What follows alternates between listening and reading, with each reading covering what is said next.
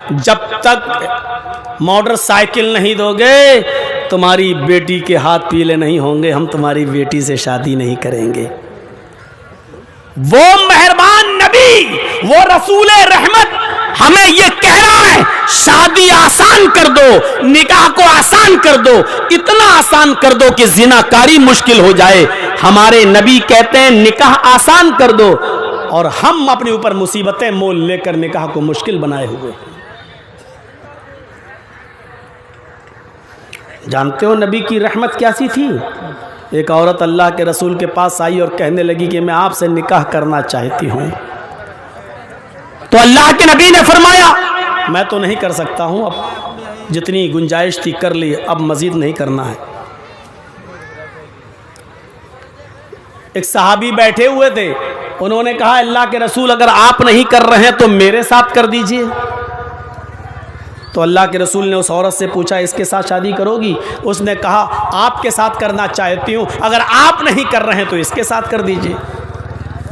आपने कहा उस सहाबी से महर क्या दोगे? औरत से नहीं पूछा तुम्हारे पास क्या है, तुम्हारा बाप कितना माल छोड़ के गया है, इस लड़के को कितना मिलेगा। आपने औरत से नहीं पूछा, आपने उस सहाबी से पूछा कि तुम इस औरत को महर में क्या दोगे। उसने कहा मा इंदी शैउन, मेरे पास तो कुछ नहीं है देने के लिए। पूरा वाक़या आपने अपने उलमा से सुना होगा। अल्लाह के नबी ने फरमाया नहीं, कुछ तो देना पड़ेगा महर में। जाओ इल्तमिस खातमम मिनल हदीद, लोहे की अंगूठी मिल जाए तो वही ले आओ। वो गए और आए और आकर कहने लगे मा वजदतु खातमम मिनल हदीद, लोहे की अंगूठी भी मुझे नहीं मिली। आपने कहा लोहे की अंगूठी भी नहीं मिली? कहा नहीं। अब वो जाने लगे। आपने कहा कहाँ जा रहे हो? कहा अल्लाह के रसूल जब लोहे की अंगूठी तक नहीं है देने के लिए तो मेरा क्या निकाह होगा। देखिए आसानी, देखिए रहमतुल आलमीन की रहमत देखिए। अगर आज ये निकाह इसलिए छूट गया कि इस सहाबी के पास इस औरत को देने के लिए कुछ नहीं है, तो बाद में आने वाली नस्ल निकाह को बड़ा मुश्किल बना देगी। आज इसका निकाह होना चाहिए। आपने उससे पूछा ये बताओ कुरान कितना याद है? अपनी बेटियों को जहेज में कुरान तो दे देते हो सामान के साथ, ये पढ़ना, लेकिन साथ में और इंटरनेशनल भिखारी को तुम एक हीरो होंडा भी देते हो, यामा भी देते हो। और मैंने इंटरनेशनल भिखारी जानबूझ के कहा जिसको बुरा लगता हो निकल के भाग जाए यहां से। जो अपने ससुराल से, अपने ससुर से उसकी बेटी के हाथ मांगने के साथ साथ मोटरसाइकिल की डिमांड करता है, वो इंटरनेशनल भिखारी है।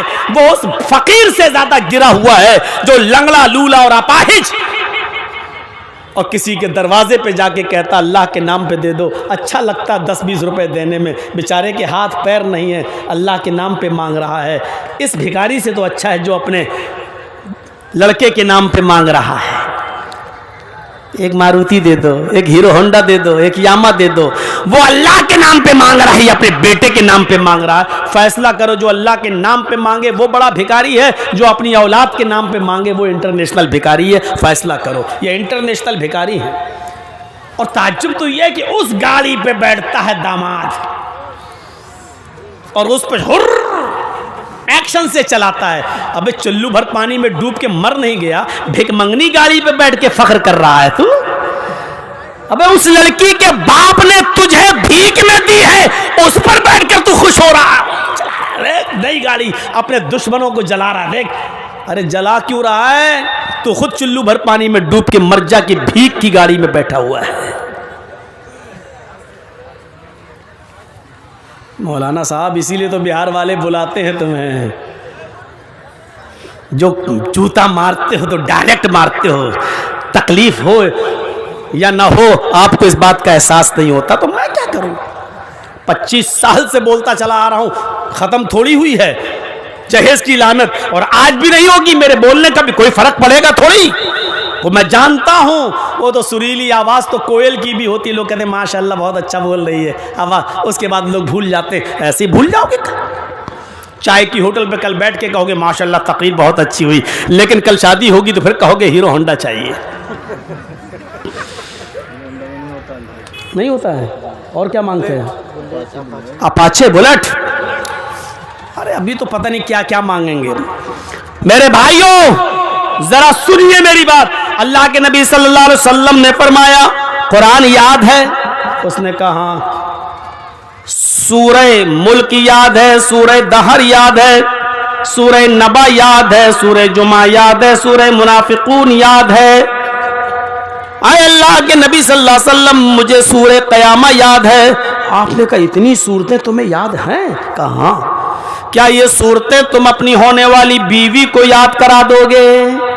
कहा। आपने उस औरत से पूछा, ऐ खातून अगर तुम्हारा ये शौहर होने वाला अगर तुम्हें ये सूरतें याद करा दे और यही सूरतें तुम्हारी मेहर हो जाएं, तो क्या तुम इन सूरतों को मेहर में कबूल करती हो? क्या इन्हीं सूरतों को अपना मेहर मान लेती हो? उसने कहा, ऐ अल्लाह के नबी अगर मेरे निकाह में कुरान की सूरतें मेहर बन जाएं तो मुझसे ज्यादा बाबरकत निकाह किसका हो सकता है? आपने उसी वक्त निकाह कर दिया। चूंकि उस औरत के बाप नहीं थे, भाई नहीं था, चचा नहीं था, इसलिए अल्लाह के नबी उसके खुद वली बन गए। जिस औरत का कोई न हो तो काजी निकाह पढ़ाने वाला उसका वली बन सकता है, उसका सरपरस्त बन सकता है। यह हदीस की किताबों में लिखा हुआ है। तो अल्लाह के नबी उस औरत के वली बन गए और आपकी निगरानी में, आपकी सरपरस्ती में उस औरत का निकाह हुआ और आपने इस दोनों जोड़े को रुखसत कर दिया। ना हल्दी मली गई, ना उबटना मला गया, न लड़की वालों की तरफ से कुछ लड़कियां आई अंगूठी पहनाने के लिए, न होने वाली साली आई, न चोरों का पता, न डकैतों का पता। चोरों डकैत समझ रहे हो ना मैं किसको कह रहा हूं? बारातियों को। न चोरों का पता, न डकैतों का पता, किसी का पता नहीं जो लड़की वाले के यहां खाने पहुंच जाते हैं। अकल में भी ये बात नहीं आती है, अकल भी इसको तस्लीम नहीं करती है। लड़की वाला क्यों खिलाए? खाना पीने का ताल्लुक तो खुशी से है ना। हमें खुशी है, हम खिला रहे हैं चंद लोगों को। ईमानदारी के साथ बताइए कि जो बाप अपनी बेटी को उस दिन जिसको उसने 18 साल 20 साल पाला है, पोसा है, वो अपनी लाडली को विदा कर रहा है, रुखसत कर रहा है अपने आंखों के आंसुओं के साथ, उसके घर में खुशी का कौन सा मौका है? और उसके घर जाके खाते हो, शर्म नहीं आती तुम्हें? जिसके दिमाग में ये भी हजारों ख्याल आ रहे हैं, पता नहीं मेरी बेटी एक नए घर में जा रही है, एडजस्ट हो पाएगी या नहीं हो पाएगी? जिस लड़के के साथ मैंने निकाह किया है उसके माहौल में ढल पाएगी या नहीं ढल पाएगी? पता नहीं मेरी बेटी को उसकी सास कैसी मिलेगी, उसकी नंदें कैसी मिलेंगी। अपनी बेटी की रुखसती के साथ साथ उस बाप के दिल में ये हजारों ख्यालात भी आ रहे हैं कि मेरी बेटी उस माहौल में रहेगी या नहीं रहेगी। बेशर्मो शर्म करो, फिर भी लड़की वालों के यहाँ खाने में तुम्हें शर्म नहीं आती है? कौन से मुंह से तुम लड़की वालों के घर में जाकर लुकमा चबा जाते हो और उसको हजम भी कर जाते हो? शर्म आनी चाहिए तुम्हें। अब कहोगे मौलाना साहब हम अकेले थोड़े जाते हैं, मौलवी लोग सबसे आगे रहते हैं। तो मौलवी लोग सबसे आगे रहते हैं तो मौलवी जो करेगा वो सब सही है। मौलवी तंबाकू खाता है तो क्या जायज कह दूं? मौलवी सिगरेट पीता है तो क्या उसको हलाल कह दूं? मेरे प्यारे साथियों, शरीयत वो नहीं है जो मौलवी करता है, शरीयत वो है जो मौलवी बोलता है कुरान और हदीस के नुसूस और दलाइल से। लड़के वाले के यहां खाना खाइए जिसको वलीमा कहा जाता है, शौक से खाइए क्योंकि खुशी का माहौल उसके यहां है, वो खुश है।